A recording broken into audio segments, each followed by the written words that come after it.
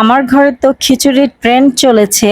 একদিন পাতলা খিচুড়ি, পরের দিন ভুনা খিচুড়ি। তো দুপুরবেলা খিচুড়ি রান্না করেছিলাম আর ডিনারে ছিল তান্দুরি চিকেন। হ্যালো এভরিওয়ান, আসসালামু আলাইকুম। সবাই কেমন আছেন? আশা করছি সবাই খুব ভালো আছেন। আমি আলহামদুলিল্লাহ ভালো আছি।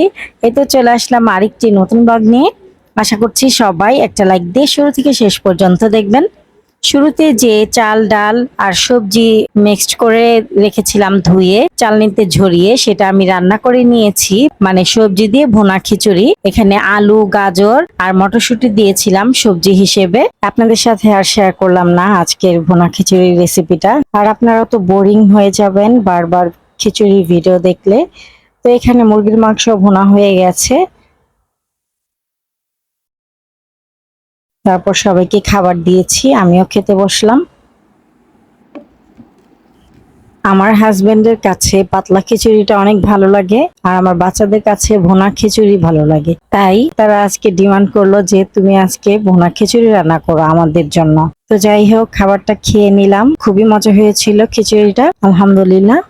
তারপরে আপনাদের ভাইয়া এই যে আম এনেছিল, আমগুলোকে একটা ঝুড়িতে রেখে দিচ্ছি, আর যেগুলো পাকা ছিল সেগুলো কেটে নিয়েছি। আচ্ছা, এই আমটাকে কেন ল্যাংড়া আম দিয়েছি বলেন তো?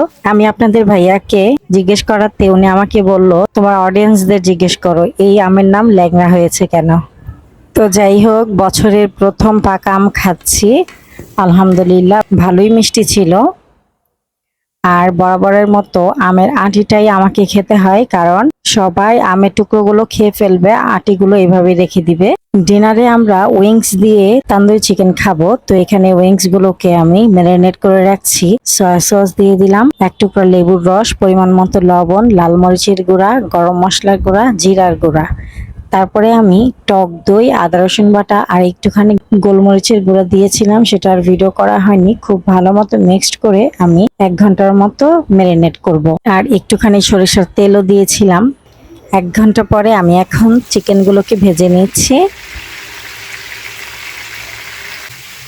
আর অবশ্যই চিকেনগুলোকে সময় নিয়ে ভাজতে হবে, মিডিয়াম টু লো হিটে, আর না হলে কিন্তু ভেতরে কাঁচা থেকে যাবে।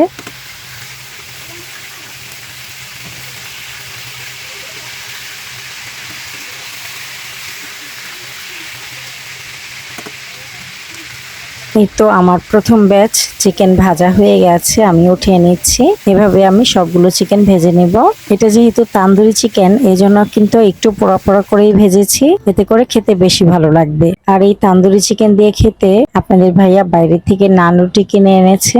ভিডিওটি ভালো লাগলে প্লিজ একটি লাইক দিবেন। আজকের মতো ভিডিওটি এ পর্যন্তই। আল্লাহ হাফেজ, আসসালামু আলাইকুম। আমাকে সাপোর্ট করার জন্য আমার ভিডিওটি চাইলে একটা শেয়ার দিতে পারেন।